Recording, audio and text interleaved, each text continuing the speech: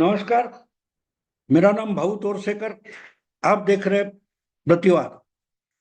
दोस्तों, लोकसभा के चुनाव हो गए, उसके नतीजे आ गए। 4 जून को नतीजे आ गए। उसके बाद बीजेपी ने सरकार तो बनाई, लेकिन बीजेपी का बहुमत चला गया, मेजोरिटी चली गई, गठबंधन की सरकार आई। इस पर जो जो कुछ चर्चा हो रही थी, उसके बाद एक बड़ी खबर आई थी, लोगों ने हल्के में ले ली कि राहुल गांधी लोकसभा में नेता विपक्ष बनेंगे। और उसका बीजेपी वालों ने मजाक उड़ाया, बहुत सारे लोगों ने मजाक उड़ाया, लेकिन मैंने उसका स्वागत किया था।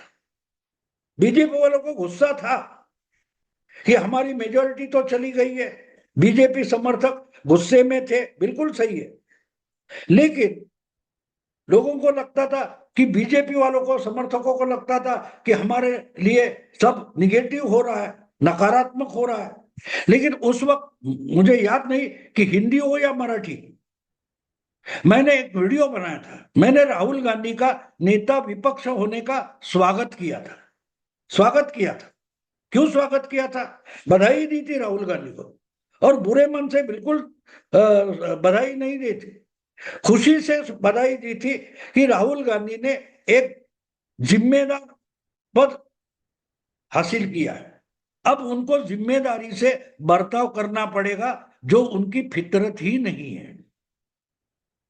जिम्मेदारी ये राहुल की फितरत ही नहीं है। जैसे हम देखते, बच्चे घर में होते, हम बच्चों के लिए कुछ खिलौना लाते हैं, अच्छी चीज लाते हैं, महंगी चीज लाते हैं। बच्चों को उसकी महंगाई या कीमत पता नहीं होती, उसका मूल्य तक पता नहीं होता। उसके लिए घर में पड़ा एक फालतू का कागज और ये नया 1000 रुपए का खिलौना, उसमें फर्क नहीं महसूस करते।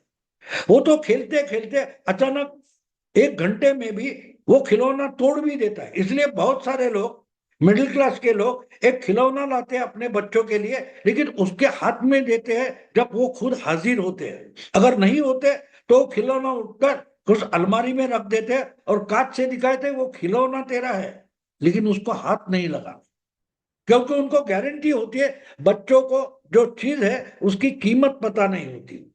और अगर तोड़ मोड़ कर दे, नाकाम कर दे, तो पैसे डूब गए। इसलिए जो कम कीमत की चीजें होती है, वो बलून होता है, तो दे देते हैं बच्चों को, उड़ा ले, टूट गया फूट गया कोई फर्क नहीं पड़ता।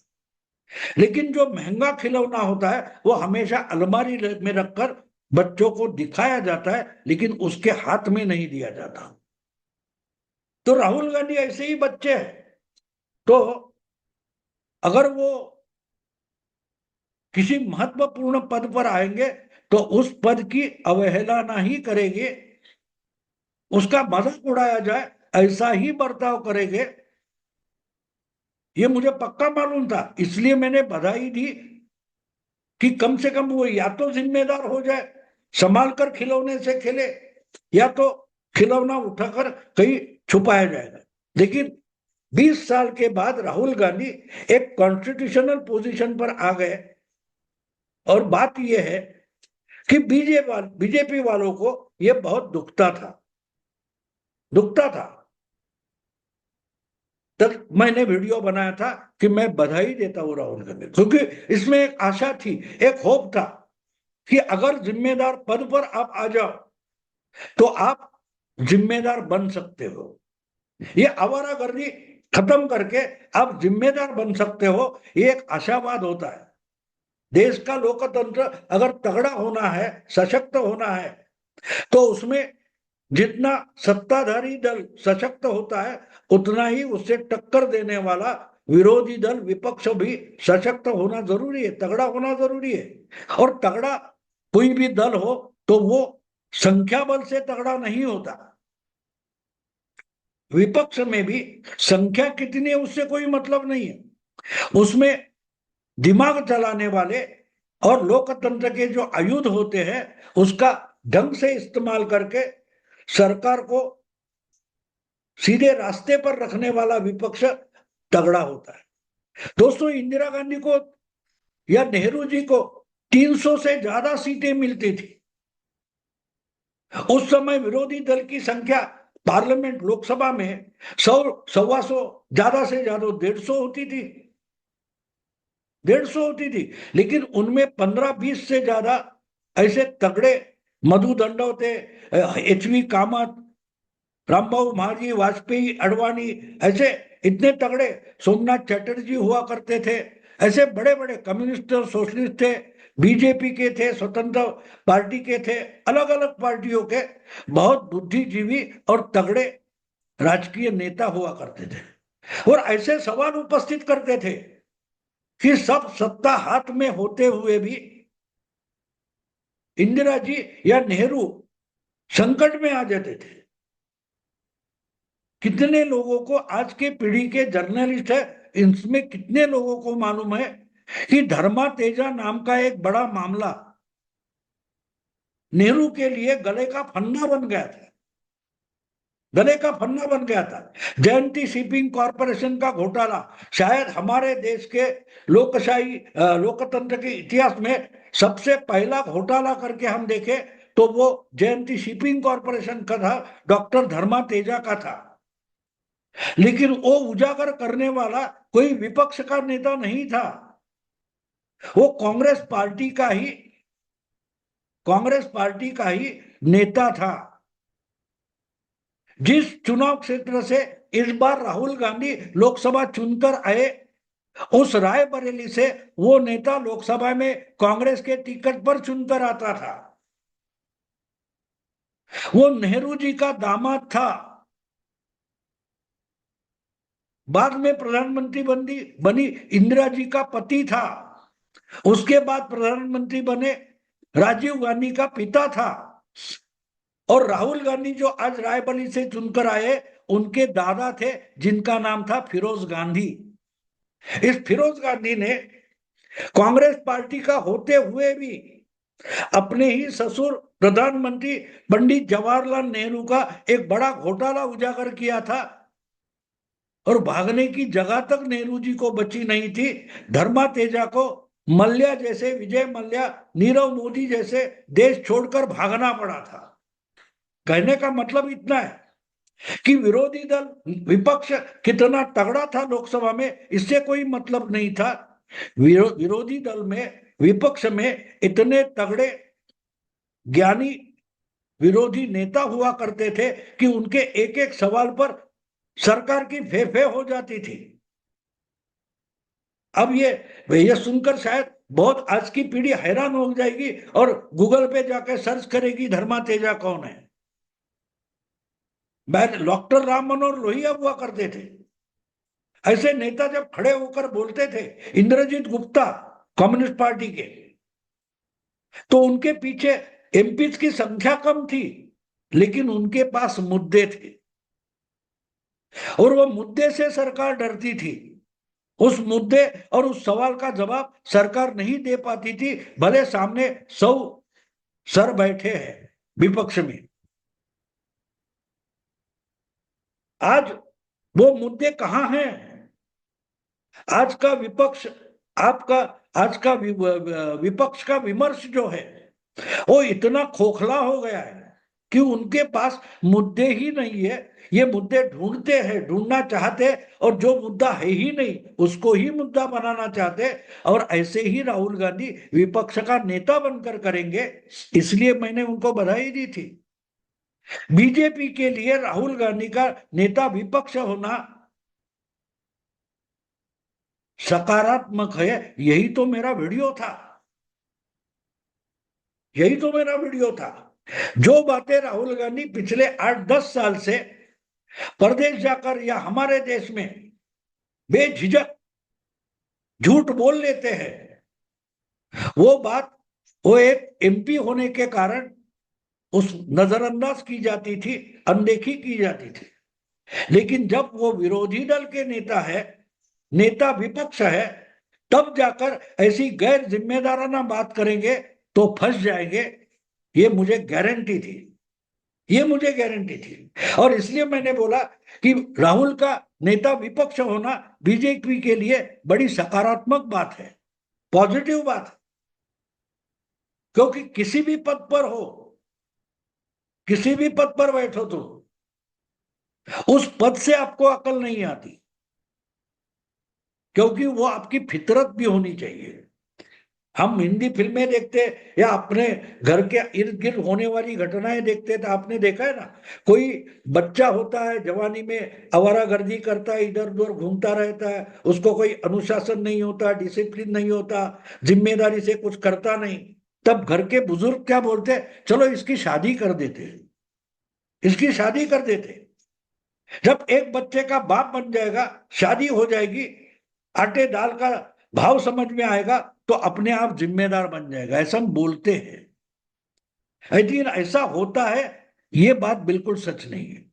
हाँ, एक बात हो जाती है, इसकी शादी हो जाती है तो बेचारी एक लड़की की जिंदगी खराब हो जाती है, ये तो पक्का है। कुछ लोग सुधर भी जाते हैं, नहीं ऐसा नहीं है, लेकिन बहुतांश हम देखते हैं कि अगर एक इंसान की फितरत ही झूठ पर आधारित है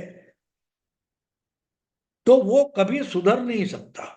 और राहुल गांधी की फितरत, चरित्र हम देखें तो वो किसी भी बात में सीरियस नहीं होते। अगर वो पार्टी के अध्यक्ष बनकर सीरियस नहीं होते तो नेता विपक्ष बनकर सीरियस कैसे बनेंगे। 2019 के चुनाव में आपको याद होगा, राहुल गांधी कांग्रेस पार्टी के अध्यक्ष बन गए थे और चुनाव हारने के बाद उन्होंने अध्यक्ष पद से इस्तीफा दे दिया था। फिर भी वो अध्यक्ष बने रहे। मुझे उस वक्त तो क्या बोलते, वो उनकी ही परनाना की जो बात है, भारत की खोज सीरियल थी, डिस्कवरी ऑफ इंडिया, उसका जो टाइटल गीत था वो याद आ गया, कहाँ छुपा रहता, सदा सदा अध्यक्ष बना रहता। ये लाइन उस टाइटल सॉन्ग की मुझे याद आ गई कि राहुल गांधी ने अध्यक्ष पद छोड़ा था, इस्तीफा दिया था, लेकिन पार्टी के सब डिसीजन वही ले रहे थे। आज तो मल्लिकार्जुन खड़गे पार्टी के अध्यक्ष बने हैं, लेकिन निर्णय कौन लेता है, राहुल गांधी, प्रियंका गांधी, सोनिया गांधी।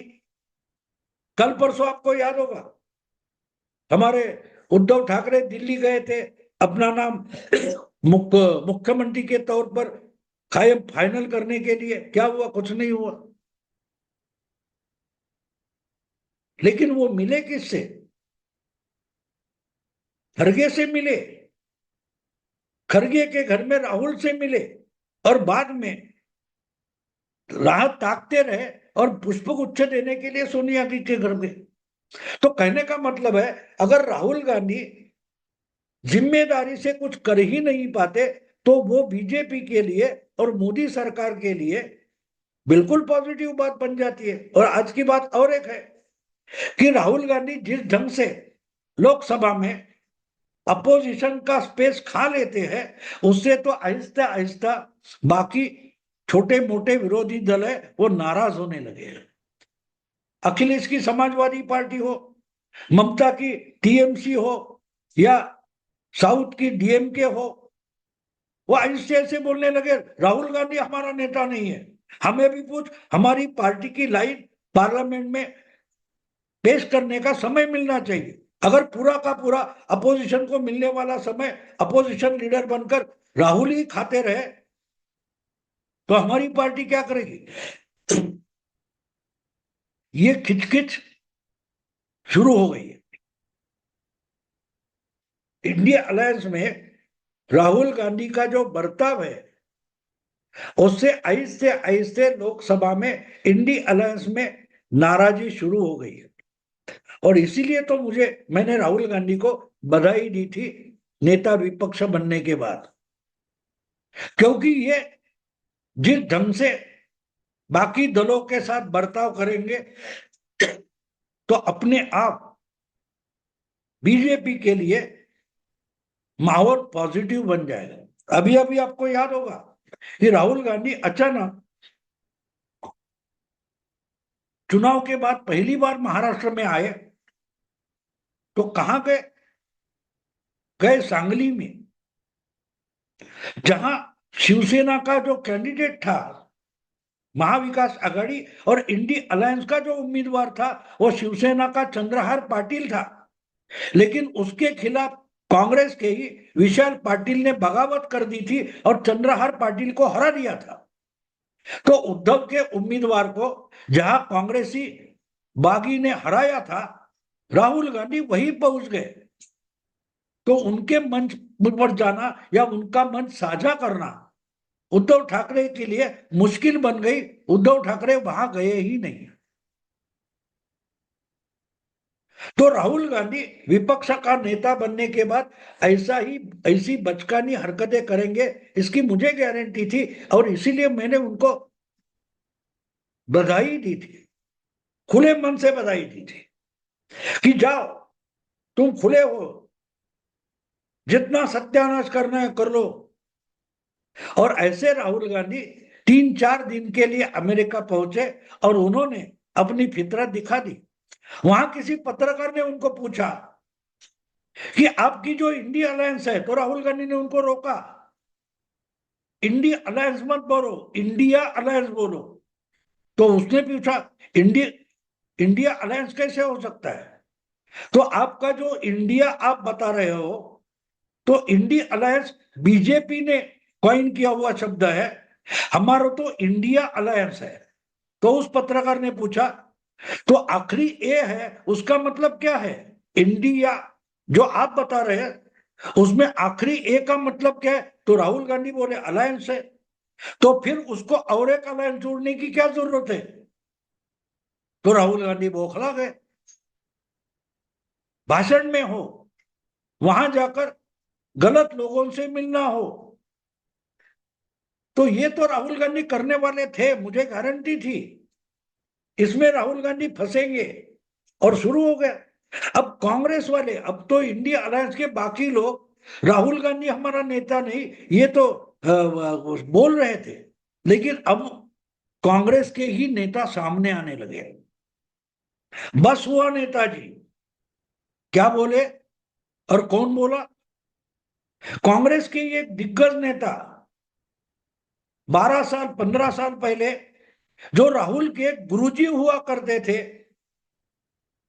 मध्य प्रदेश के पूर्व मुख्यमंत्री दिग्विजय सिंह, इनके भाई है लक्ष्मण सिंह जो कांग्रेस के नेता है, बार बार चुनाव लड़े हैं, जीते भी है। उन्होंने ओपनली ट्वीट किया बस करो नेताजी। तो किसके लिए किया? जिस ढंग से राहुल गांधी अमेरिका में जाकर जो जो कुछ करके आए उससे पार्टी का नुकसान हो रहा है, ये बताने के लिए ही दिग्विजय सिंह के भाई लक्ष्मण सिंह ने ओपनली हाथ जोड़े हैं राहुल गांधी को, भैया अब चुप तो बैठो, चुप तो बैठो, बस करो नेताजी, ऐसा ट्वीट किया है। तो ये राहुल उद्धव बीजेपी के लिए ये बड़ी पॉजिटिव बात बन जाती है और होने वाली थी। इसीलिए तो मैंने 2 महीने पहले ही उस पर वीडियो बनाकर राहुल गांधी को बधाई दी थी। करो, नेता विपक्ष की पोजीशन का मजाक बना दो। कांग्रेस पार्टी का तो मजाक उन्होंने बना लिया है। तो ये तो दोस्तों होने वाला था। और जितने राहुल गांधी ऐसी बातें करेंगे करेंगे उतनी ही कांग्रेस की बुरी हालत होने वाली है। और कांग्रेस के साथ साथ जो इंडी अलायंस में शामिल हुए दल है, उनको ही लोगों को मुंह दिखाना मुश्किल हो जाएगा। और इसीलिए तो मैंने राहुल गांधी को नेता विपक्ष होने का बधाई दी थी, खुले दिल से दी थी। देखते हैं आगे क्या होता है। अभी यही रुकता हूं। अगर वीडियो पसंद आए तो लाइक कीजिए, शेयर कीजिए और प्रतिवाद को सब्सक्राइब कीजिए। नमस्कार।